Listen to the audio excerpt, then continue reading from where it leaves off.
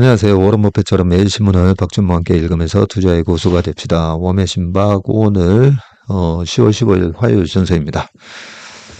네, 아침에도 모닝 브리프도 좀 빨리빨리 1시간 안에 끊으니까 좋더라고요.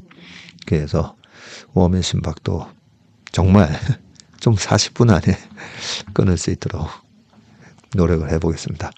우리 부푼 독립군님께서 삼전에 잽 2방 맞고 지금 접점 매수해서 맛잽 매수를 하면서 맛잽을 날리고 있습니다. KO 안 되려고 눈 부릅뜨고 맛잽으로 응수 한번 해보겠습니다. 네, 하셨습니다. 그리고 우리 메타인지님이 문여정 어제 그 의사 출신 국내 1호 벤처 캐피탈리스트 문여정님의 의대 연세의대 3년 선배님이시군요. 메타인지 닉네임부터 예사롭지 않으시다라고 계속 느끼고 있었는데 의학과 관련된 제가 좀 잘 모르는 부분이 있을 때마다 좋은 코멘트 가끔씩 해주셨는데 자주 좀 부탁드리겠습니다. 내년까지 이 바이오장이 오면 바이오는 워낙 제가 그쪽 분야를 모르다 보니까 잘 모르는 경우가 많은데 신문 기사 읽다가 혹시 도움되는 그런 조언을 해주실 수 있으시면 항상 좀 부탁을 드리겠습니다. 자, 그러면 기사 넘어가 보도록 하겠습니다. 오늘은 그 노벨 경제학상 발표가 있었더라고요. 그래서 우리가 주식을 하는 사람으로서 그죠? 노벨 경제학상은 이번에 누가 받았는지 그래도 알고는 있어야 될 것 같아서 이 기사 가져왔습니다. 세 분이 공동 수상하셨나 봐요. 그죠? 데런 에스모글루, 사이먼 존슨, 제임스 로빈슨. 네, 이렇게 되어 있습니다.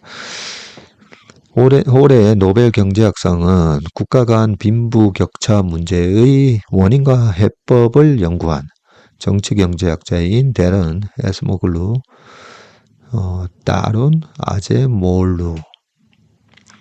이게 저쪽 나라식 발음인가요?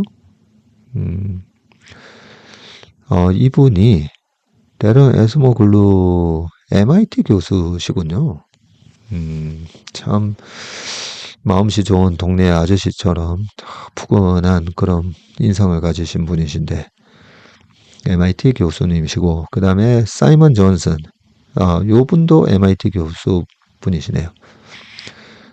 제임스 로빈슨 시카고대 교수 이렇게 세 분이 노벨 경제학상을 학자로 선정이 되셨군요. 어제 선정이 되셨다고 그죠?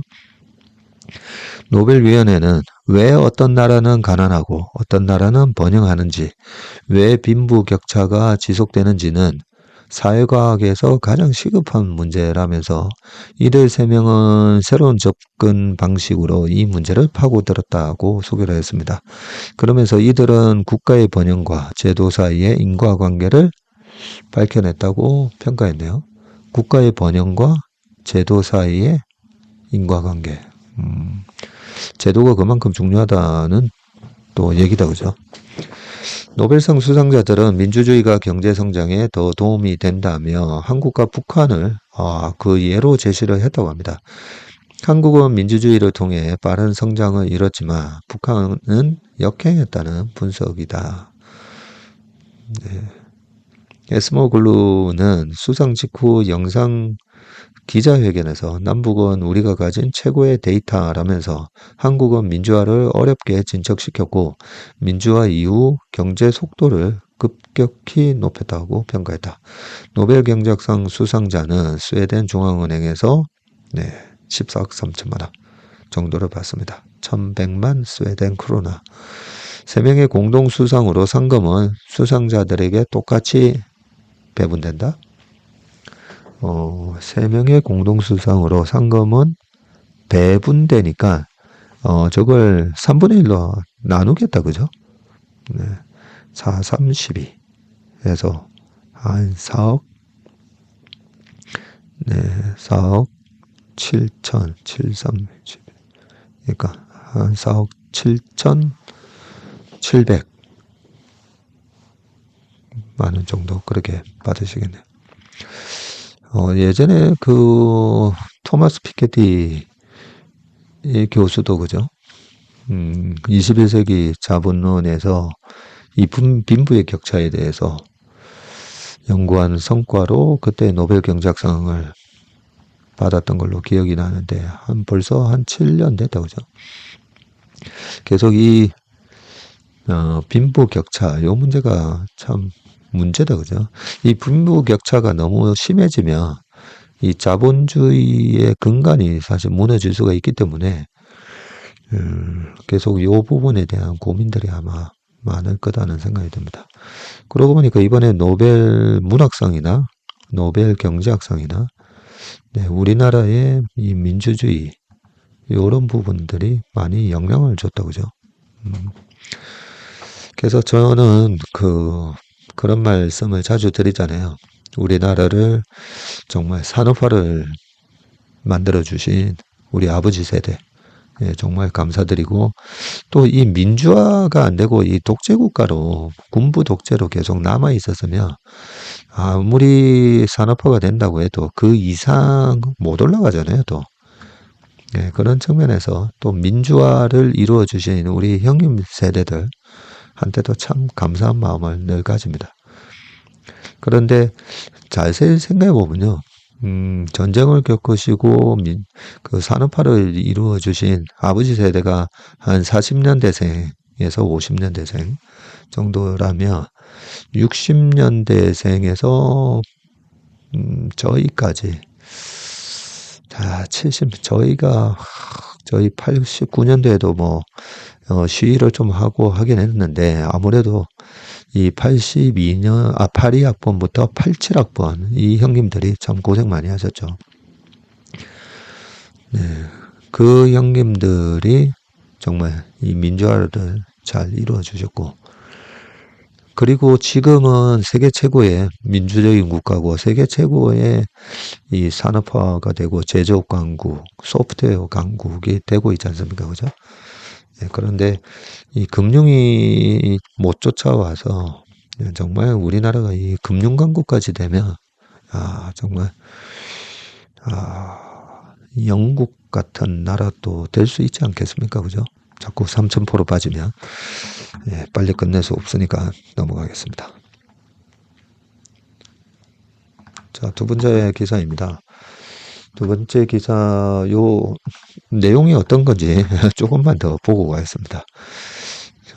실패 국가 원인 밝힌 이 에스모 글루가 세계 지식 포럼과 12년 인연이 있었다라고 되어 있군요. 이분이시다 그죠? 아까 그 사진하고 좀 또 다르네요 느낌이. 흑백 사진으로 볼 때랑 세계 지식 포럼 3번 참석한 에스모 글루 올해 노벨 경제학상을 수상한 MIT 교수는 2012년 매일경제신문이 주최한 제13회 세계 지식 포럼에서 연설하고 있다. 이거는 15년 전 사진입니다. 어쩐지 그 얼굴이 좀 다르시다고 했더니 2020년과 21년에도 세계 지식 포럼을 찾은 단골 연사분이시군요.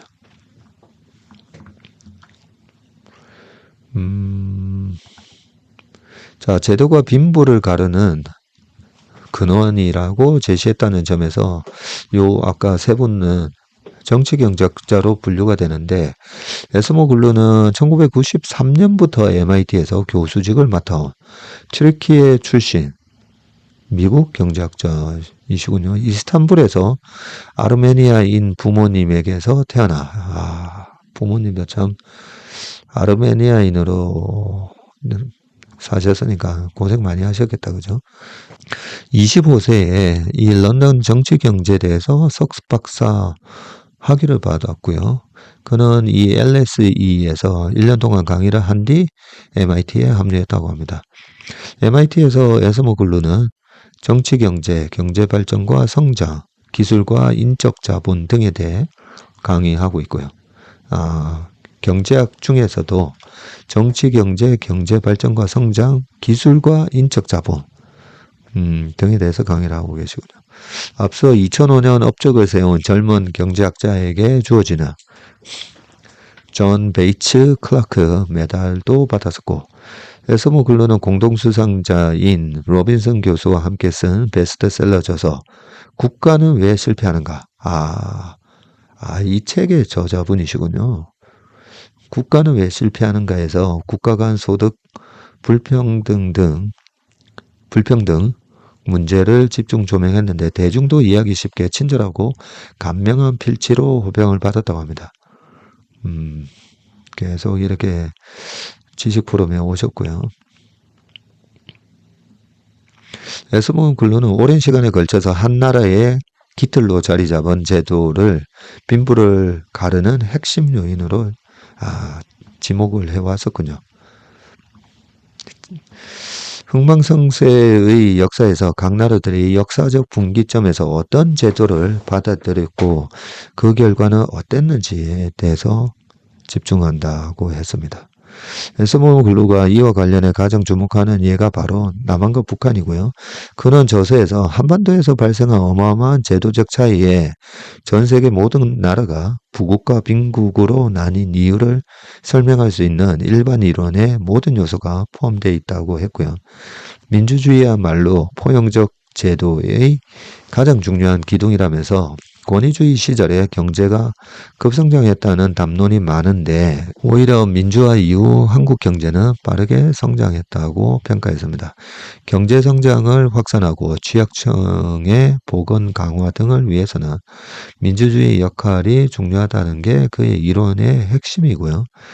에스모 글루의 연구에 따르면 남한이 북한과 완연히 다른 경제 제도를 갖게 된 것은 사회 구조를 결정한 이들의 이해관계와 목적이 달랐기 때문이라고 합니다.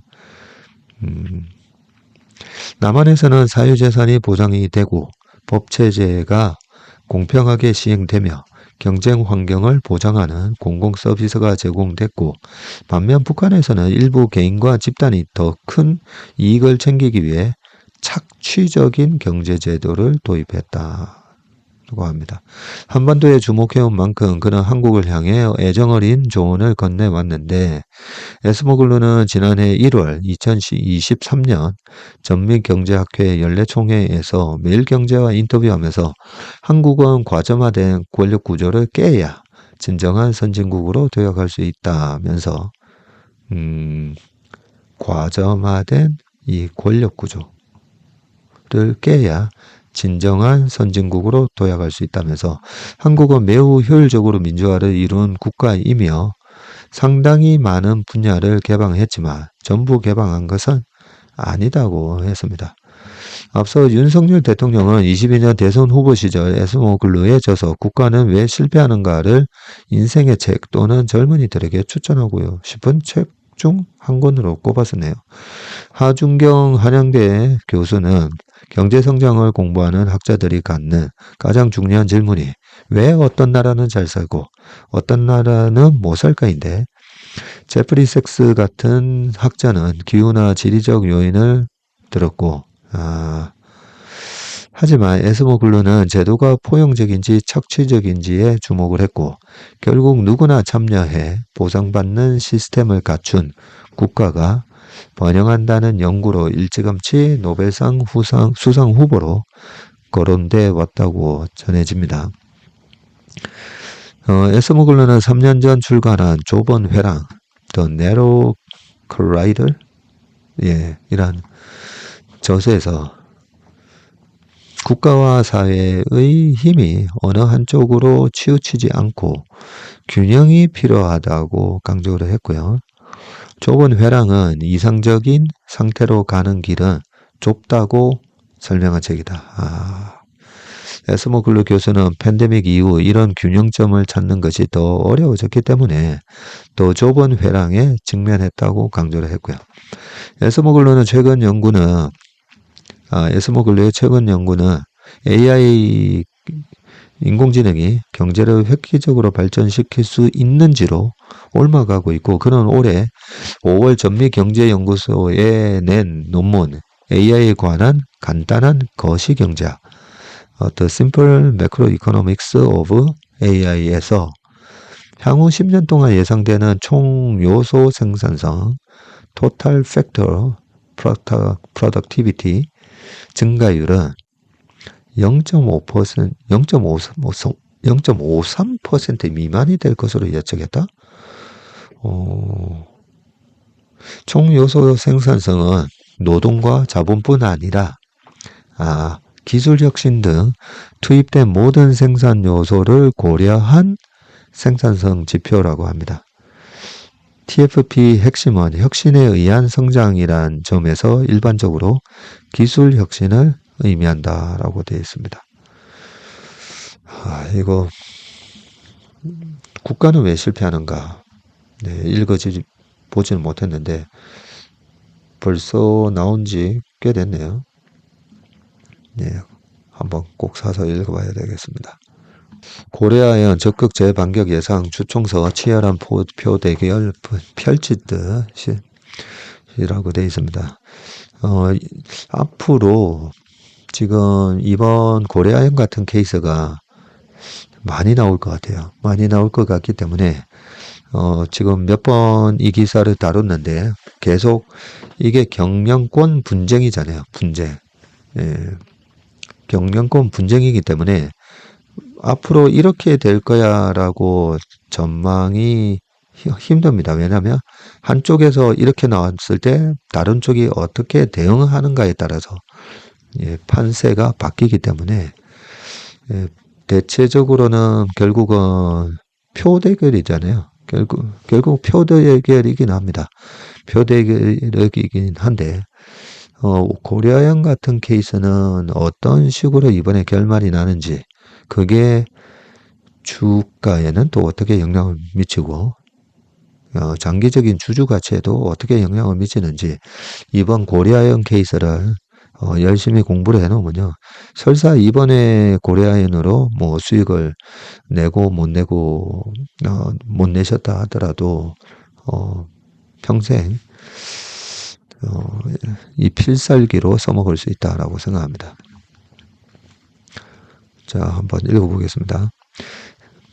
세계 1위 비철금속 재련 기업인 고려하연 경영권을 두고 MBK 파트너스, 영풍, 요연합과 고려하연, 최은범 회장 측이 지금 격돌하고 있는 가운데 MBK 연합이 14일 마감한 공개 매수를 통해서 고려하연 지분 5.34%를 확보하며 유리한 고지를 점했네요.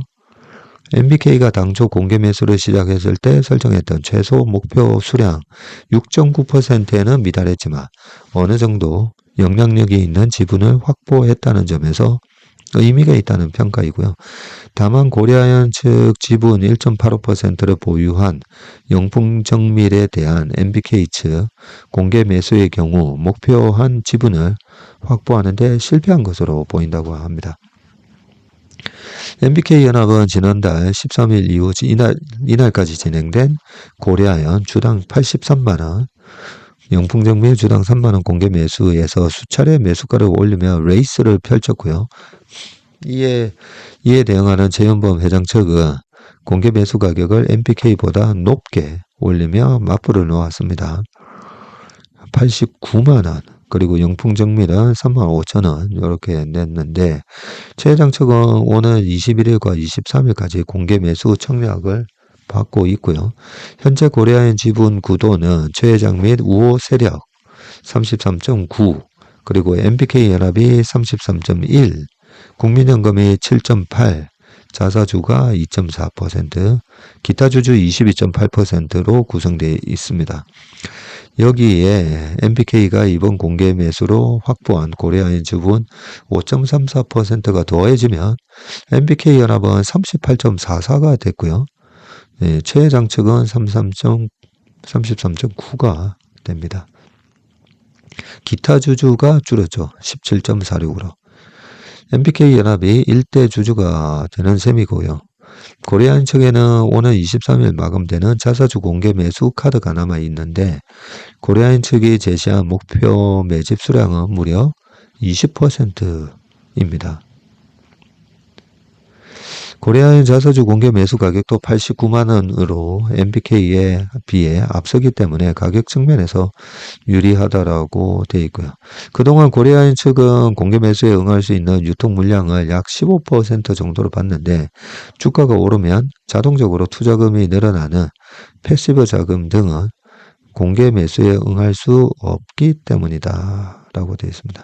그렇다면 15% 중에서 약 5.34%가 MBK에 응한 것이 되기 때문에 9.6%가량의 지분이 고려아연 측 자사주 공개 매수 청약에 응할 수 있는 물량으로 계산이 되고요. 그죠? 현재로서는 최 회장 측 백기사인 이 베인캐피탈이 추후 공개 매수를 통해서 2.5%를 확보해도 MBK 연합이 일대 주주가 된다. MBK 연합 38.44, 최 회장 측이 요거 2.5 확보하면 36.4, 기타 주주가 14.96이 되는 구도이기 때문이다. 이 경우 자사주 현행 2.4%는 주총에서 의결권이 없어서 이를 제외하면 주총 의결권 기준으로 최 회장 측 37.3, MBK 측은 39.3이 되고요. 두 세력 모두 의결권 지분을 기준으로 40%가 되지 않기 때문에 절대 강자는 없어지게 되고 결국 기타 주주와 국민연금이 이 캐스팅 보트 역할을 하게 된다는 이야기다. 만일 베인기 캐피탈이 2.5%를 추가 확보하고 나머지 유통 물량을 고려아연이 자사주 공개 매수로 매입하면 어떻게 될까? 고려아연이 최대 자사주 공개 매수로 자사주 7%를 확보한다고 가정할 때 의결권 지분 기준으로 최 회장 측은 40.2가 되고 MBK는 또 42.4가 된다. 국민연금이 경영권 분쟁 사안에 대해서 중립적인 현행 기조를 유지할 경우 MBK가 주총에서 참석 주주 과반을 얻어서 MBK 영풍이 원하는 이사진으로 고려아연을 꾸리려면 기타 주주 물량의 86%, 이것은 출석 주주가 모두 참석한다는 가정이고요. 이 86%의 지지를 얻어야 한다. MBK 입장에서는 최 회장 측이 자사주를 많이 매입할수록 기타 주주의 동의율을 더 끌어올려야 하는 문제가 생기게 된다고 합니다. 다만 고려아연 측 자사주 공개 매수는 최 회장에게도 부담이 될 전망인데 MBK가 과반이 되지 못하게 해서 경영권을 단기간에 방어할 수 있으나 구조적으로 MBK 측의 의결권 지분이 최 회장 측보다는 높을 것이어서 최 회장이 원하는 경영을 하기 위해서는 MBK 측 동의가 필요하기 때문이다. 사실상 고려아연을 공동 경영하는 형식으로 갈 수밖에 없다. 이날 MBK 측은 입장문을 통해서 저희는 오늘이 한국 자본시장에서 의미 있는 이정표로 남게 될 것이라고 믿는다면서 MBK 파트너스 영풍은 이제 고려아연 최대 주주로서 고려아연에 대한 경영 지배를 공고히 하고 투명한 기업 거버넌스를 확립해서 고려아연의 지속성장과 발전을 위해 최선의 노력을 다하겠다고 강조를 했습니다. 약간의 우리가 1차전 승리했다라는 승전보를 발표하는 약간 그런 느낌도 있습니다. 최근에 이 고려아연 경영권 분쟁 때문에 정치권에서도 많이 이런 소리 저런 소리 하잖아요. 그리고 언론에서도 이런 얘기 저런 얘기를 하는데 이 파장의 효과가 이런 사례가 어떻게 선례를 남기느냐가 굉장히 중요하기 때문에 이런저런 목소리가 나오는데 저는 늘 말씀드리지만 우리나라 기업이 경영권 분쟁, 즉 적대적 M&A가 가능을 해야 됩니다. 적대적 M&A가 가능을 해야 그 가능성 때문에 경영권을 지키기 위해서 더 많은 주식을 사야 되고요. 주식 조금 사놓고 주가는 올라가면 여러 가지 이유 때문에 세금 문제라든지 근본적으로 상속세가 너무 높은 것도 문제가 있습니다. 시가총액이 높아서 주식을 물려줄 때 엄청난 세금을 내게 돼 있다 보니까, 그래서 저는 우리나라 전체적으로 주식시장이 밸류업되기 위해서는 이 약간 이중과세잖아요. 예, 이중과세적인 그런 측면에 이 상속세, 증여세도 대폭적으로 좀 낮추고, 그리고 그 대신에 기업의 주가를 그 기업의 가치에 맞게끔 제대로 밸류업 시켜 놓고, 거기에 정말 경영을 잘할 수 있는 경영진이 들어와야 되고, 그 경영진의 목적은 주주 가치를 극대화. 거기서 주주 가치 극대화가 대주주의 가치 극대화가 아니라 전체 주주 가치의 극대화가 되는 그 모습이 돼야, 아까 얘기했던 우리나라 기업들이 참 많이 세계적인 기업이 됐지 않습니까? 그죠? 기업의 성장이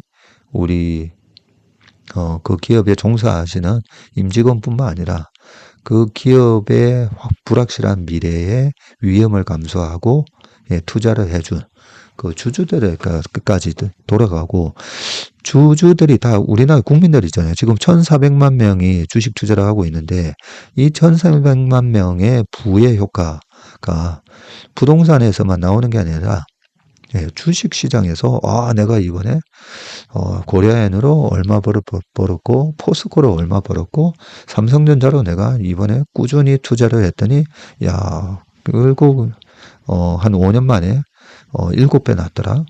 이렇게 되면서 내수가 또 살아나게 되는 거거든요.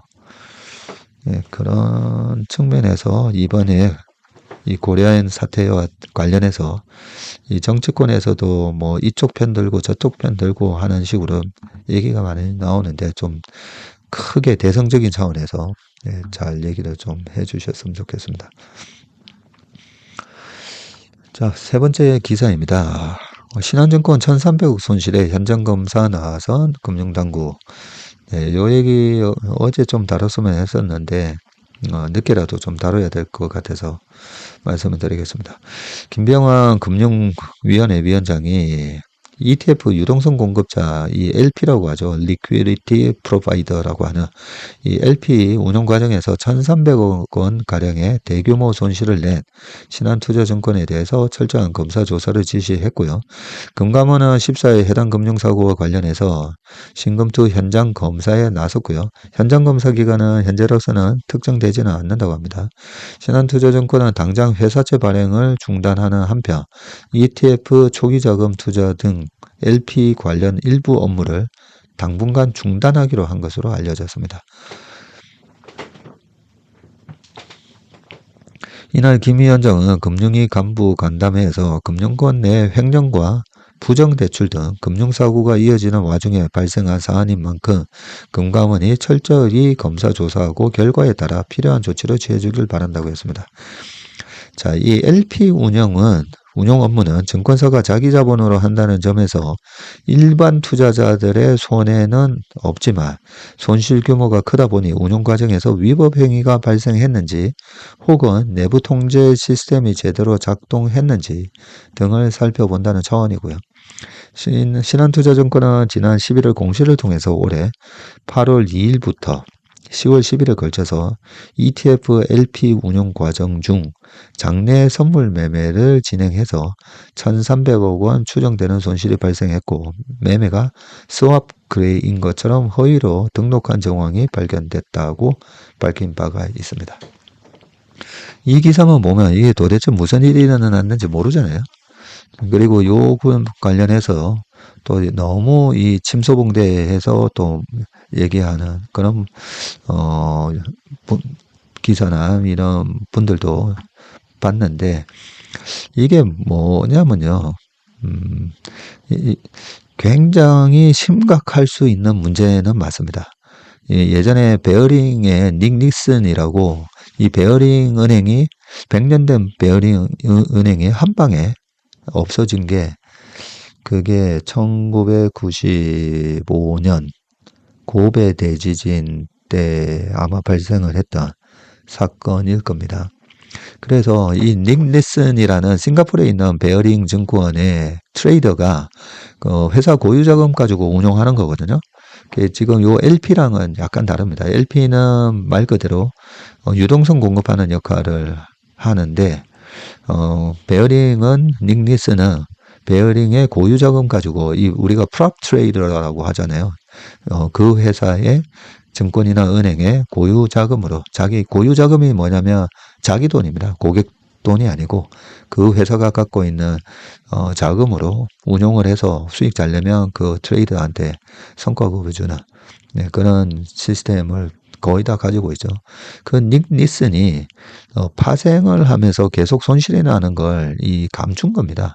이 계좌가 그 고유 계좌 몇 개에서 수익 난 거, 손실 난 거는 다른 계좌로 이래 숨기면서 계속 본인이 돈을 잘 벌고 있는 것처럼 돈을 잘 버는 트레이더한테는 처음에 100억으로 했다가 와, 정말 잘하네. 1000억, 2000억 그런 식으로 그 운용 자금을 늘려주거든요. 근데 이 파생이라는 게 엄청난 레버리지를 쓸 수 있다 보니까 그 파생에서 그때 닉 니스는 고베 대지진에 의해서 일본 정치가 일시적으로 이제 급락하는데 그와 반대되는 포지션 잡고 있다가 한 방에 날아간 건데요. 그 파생 포지션을 손실난 포지션을 그 내부 통제 시스템이 제대로 작동을 했으면 예를 들면 100억을 줬는데 손실이 30억을 넘어가면 딱 중단하게끔 네, 그렇게 돼야 되는데 손실이 100억이 아니라 1000억, 2000억, 5000억이 넘어가고 있는데도 그 손실을 숨기고 본사에는 계속 돈이 더 필요하다. 돈 더 달라. 뭐 이러면서 이제 한 방에 날아갔던 거거든요. 요 LP가 유동성 공급을 하기 위해서 LP ETF를 새로 설정을 하면 새로 설정한 ETF는 누군가는 갖고 있으면서 팔아줘야 되잖아요. 팔아줘야 되면 2차 전지 무슨 ETF다. 새로 설정이 됐어요. 그러면 이 증권사 LP들한테 그 ETF를 운영하는 회사가 100억 원어치의 ETF를 주면 그 100억 원어치의 ETF를 증권사가 사서 그 주식시장에 뿌려주는 거죠. 그러면 증권사가 그냥 ETF 100억 원어치를 다 사면 손실이 나잖아요. 그래서 거기와 합당하게 그만큼의 현물 포지션을 뭐 선물로 숏을 들고 있든지 해서 거의 LP들은 손실이 안 나게끔 해야 됩니다. 원래는 안 나게끔 해야 되는데 이 LP가 보통 거래가 잘 안 되는 ETF 같은 데 보면 호가가 붕 떠 있잖아요. NAV라고 하는 Net Asset Value 그 순자산에 비해서 너무 싸게 매수호가가 걸려 있고 너무 비싸게 매도호가가 걸려 있습니다. 그게 마치 우리가 은행에 가서 환전하는 거 생각하시면 돼요. 달러 환전이 1340원인데 아니 내가 팔려고 했더니 뭐야 1290원에 사준다라고 그러고 살려고 했더니 1390원 달라고 그러고 네, 그런 식으로 그 비대NS 그 호가 차이로 그 은행이 돈을 버는 거잖아요. 수수료도 받아먹지만 네, 그런 식으로 LP들이 호가를 쭉 벌려놓고 높은 가격에 체결을 시키면 그만큼 스프레드를 내재 그 네레스 밸류만큼의 비싸게 팔고 좀 싸게 사고 거기에서 약간의 무위험 차익 거래를 얻게 됩니다. 그런데 그걸 약간 더 욕심을 내면 방금은 이제 이 호가 차이만 가지고 설명한 거고 거래가 막 활발하게 일어나는 종목 같은 경우에 딱 되면 바로 딱 그만큼의 100억 원어치 팔렸으면 100억 원어치 바로 또 청산을 하면서 해야 되는데 예를 들어서 시장이 급등을 하고 있어요. 급등을 하고 있으면 내가 매수 ETF를 갖고 있을 때 그 ETF를 매도를 하면 이 현물 포지션도 바로 청산을 해야 되는데 일부러 좀 늦게 청산하는 거죠. 왜냐하면 급등하고 있으니까 요거 조금 더 기다리고 있다가 팔면 0.5% 1%라도 더 먹으면 그게 꽤 크거든요. 이 LP들이 매매하는 규모가 크다 보니까 그래서 요 LP고 리퀴디티 프로바이더 담당하는 직원이 그런 거에 약간 유혹을 받을 수가 있습니다. 제가 예전에 파생할 때도 차익 거래를 할 때 차익 거래를 요 차익 거래로 체결시켜줘 하는데 그걸 갖다가 그걸 레깅이라고 하거든요. 시차를 두면서 일부러 레깅을 해서 수익을 꾀하는 그런 파생 브로커들이 가끔씩 있었어요. 그러다 보면 크게 손실이 한번 납니다. 그 0.5%더 먹으려고 하다가 시장이 급변동을 하게 되면 그것 때문에 한 1% 이상 손실이 나기도 하고 그랬을 때 그 중간에 그 선물 브로커가 어떻게 하냐면 이러다가 다시 올라오겠지 하면서 기다리거든요. 기다리다가 계속 빠지게 되면 손실이 더 커집니다. 종가까지 계속 안 되잖아요. 그러면 종가에 어쩔 수 없이 포지션을 저 밑에서 다시 동시효과 때 사게 되고 그러면서 큰 손실이 발생하고 나중에 보고를 합니다. 그런 파생 사고가 가끔씩 일어납니다. 그래서 내부 통제 시스템이 그러지 못하게끔 그걸 제어해야 되는데 그걸 안 한 거죠, 이번에. 그게 작동이 안 된 거죠. 그래서 여기 위법 행위가 있는지 뭐 이런 부분이 있는데 제가 봤을 때는 위법 행위라기보다는 이 LP 체결시키는 이 유동성 프로바이더 역할을 하는 그 직원의 욕심에 의한 부분으로 발생한 손실이다라고 저는 그렇게 추정을 하고 있습니다. 여기까지만 설명을 드리겠습니다. 이거는 파생이나 그런 걸 매매를 안 해본 사람은 절대 알 수 없는 내용이기 때문에 이게 잘못하면 너무 좀 침소봉대 될 가능성이 있어서 그런 거고 그리고 그 사안에 대해서는 정말 위험한 상황이기 때문에 저희 웜의신박이나 이걸 어디 다른 데 리스크 관리팀에 계시는 분들이나 우리 업계에 계신 분들도 많이 들으시는 걸로 알고 있기 때문에 저 부분은 신한투자증권에만의 문제가 아니라 그 LP라든지 파생이라든지 이게 주식 LP뿐만 아니라 채권에서도 발생할 수 있는 문제니까 정말 베어링 같은 사태가 발생하면 안 되잖아요. 그래서 이번에 단둘이 잘 하셨으면 좋겠습니다. 자, 그 다음에 이거 자꾸만 시간이 길어지는데 매경포럼 감원바람 독일 제조업이 주는 교훈이라고 되어 있습니다. 우리가 계속 이 제조 강국이다 보니까 독일을 계속 벤치마킹을 저는 해야 된다 생각합니다. 글로벌 자동차 그룹인 폭스바겐 공장이 위치한 독일 하노버는 요즘 노동자 시위가 끊이지 않고 있고 지난달 경영진이 차량 생산과 부품 공장의 폐쇄도 배제하지 않고 있다고 하면서 공장 폐쇄가 현실화하면 회사 설립 후 87년 만에 처음이라고 합니다. 저번에 이 기사 한번 다뤘죠. 노동정치는 이에 반발하면서 지금 12월 총파업을 예고하고 있고요. 독일은 지난 수십 년간 전 세계 제조업 왕자로 군림을 해왔죠. 장인을 키우는 기술 교육과 독창적인 산업 디자인, 대중소기업의 상생, 공장 자동화 등은 한국이 배우고 따라가야 할 모델이었었죠.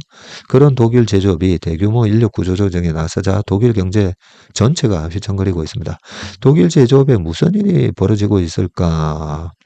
남의 일이 아닌데요. 이제 독일 제조업의 그림자도 배워야 된다. 독일의 제조업의 가뭄 바람은 업종 구분 없이 지금 진행되고 있고요. 폭스바겐은 독일 내 6개 공장에서 12만여 명이 일하고 있는데 한 공장만 폐쇄해도 2만여 명가량이 일자리를 잃게 된다고 합니다. 사측은 구조조정에 내몰린 것은 독일차 판매가 예전만 못하기 때문이라고 했고요. 최근 5년 새 독일차 생산량은 25%나 감소했네요. 특히 전기차는 지난해 독일에서 400만 대가 팔렸는데 이 중 독일차는 4분의 1밖에 안 된답니다. 우리나라에 그래도 현대기아차가 한 80% 이상 팔리잖아요. 근데 우리나라에 팔리는 현대기아차가 4대 중에 한 대밖에 안 된다고 하면 끔찍하죠.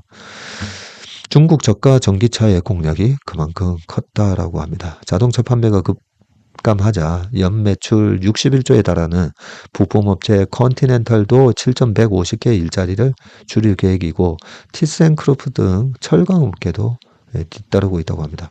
독일을 대표하는 제약 바이오도 사정이 비슷한데 바이엘이 올해 상반기에만 일자리 3,200개를 줄였고 관료주의 타파를 내세워서 일부 팀을 해체하고 임원수도 절반으로 줄였고요. 지난해 2,600개 일자리 감축 계획을 밝힌 이 바스프는 생산기지 해외 이전을 위해서 독일 내 생산량을 줄이고 있답니다. 와, 가전업체 밀레. 밀레는 전 직원 23,000명 중 10% 이상을 감원할 계획이고 공구업체 보쉬도 구조조정에 나설 예정이다. 그 유명한 기업들이 많이 나오네요. 그죠? 파이낸스 타임즈는 독일 제조 대기업이 올해 5만 5천 개 이상의 일자리를 감축할 계획이라고 했고 하지만 대기업의 공장 폐쇄와 사업 부문 철수는 협력업체의 줄폐업으로 이어져서 제조업 인력 구조 조정은 그보다 몇 배에 달할 것으로 예상된다라고 합니다. 이거 쭉 읽어보니까 이 중국 걱정할 때가 아니라 독일, 유럽이 걱정이다. 그죠? 자, 한국 제조업 상황도 별반 다르지 않은데 지난해 해외로 나간 기업 2,816곳 중에서 상당수가 제조업종이라고 하고 인건비 부담과 경직적인 주 52시간제로 제조업 엑스더스는 이미 한참 전에 시작됐다. 제조업이 해외로 옮겨가면 국내 일자리 감소뿐만 아니라 지역 소멸 등 악영향을 미치게 되고 되돌릴 수 없는 상황이 오기 전에 노동시장을 유연화해서 제조업의 해외 유출을 최대한 줄여야 한다. 이제 남은 시간이 많지 않다. 이런 거 보면 섬찟하다. 그죠? 예. 이게 또 독일이 계속 이렇게 기존의 이제 제조업에 머무를 게 아니라 계속 이렇게 첨단으로 시프트가 돼야 되는데 다 보면 약간 구경제에 약간 몰락에 이제 독일도 비켜날 수 없다는 그런 느낌을 줍니다. 자, 마지막 기사입니다. 미국으로 주식 이민 710만 명, 한국 증시 추락에 속수무책. 국내 투자자들이 한국 증시를 버리고 미국 증시에 투자하고 있고 올해 들어서 8월까지 710만 한 8천 명이 미국 증시에 투자한 것으로 분석이 됩니다. 지난해 말에 대비해서 51만 명이 증가를 했네요. 21년 말과 비교하면 무려 122만 명이 늘어났고요. 국내 투자자가 원화를 달러로 바꿔서 미국 증시에 투자하는 이른바 주식 이민이 급증한 거다. 주가 상승률을 보면 이렇게 된 게 이상하지 않는데 S&P 500이 올 들어 23%, 반면에 코스피는 마이너스 1.7%, 코스닥은 마이너스 그죠? 거의 한 8에서 10% 빠져 있습니다. 대만 자치엔 지수도 29% 올랐고 일본 니케이도 19%. 그러다가 최근에 중국 증시도 급등했는데, 네. 오죽하면 국장 한국 증시 탈출은 지능순이라는 말까지 나왔겠는가. 증시 추락은 한국 경제에 큰 타격일 수밖에 없습니다. 증시는 경제 성장의 엔진이고 기업은 증시에서 자금을 조달해서 신규 사업에 투자하고 설비를 늘리면 인수합병을 해야 되거든요. 국내 투자자들이 미국으로 주식 이민을 간다는 것은 미국 기업들이 한국인의 돈으로 투자 자금을 조달해서 성장하는 반면에 한국 기업은 그 같은 기회를 잃는다는 뜻입니다. 이렇게 된 데에는 정부와 기업 모두의 책임이 있다. 정부는 증시 밸류업을 위해 기업의 자기 자본 이익률, ROE를 높이고 주주환원 계획을 공시하라고 하면서도 그 실행은 기업 자율에 맡겼고 기업이 따라주지 않으면 그만이죠. 그러니 실효성이 낮고 기업 역시 지배주주에게 유리한 방식으로 계열사를 합병하거나 조객이 상장을 하면서 소액주주를 희생시킨다는 비판이 끊이지 않습니다. 이는 결국 국내 주식 투자자의 신뢰를 훼손했고 주가 상승에 발목을 잡았습니다. 그 신뢰를 회복하지 못하면 국내 증시 추락을 속수무책으로 지켜볼 수밖에 없을 것이다 라고 하셨습니다. 네, 아까 고려아연 얘기하면서 앞으로의 솔루션에 대한 얘기는 여러 번 말씀을 드렸기 때문에 추가 코멘트는 생략하겠습니다. 네, 그럼 오늘 하루도 행복하고 건강한 하루 되시길 바라겠습니다. 고맙습니다.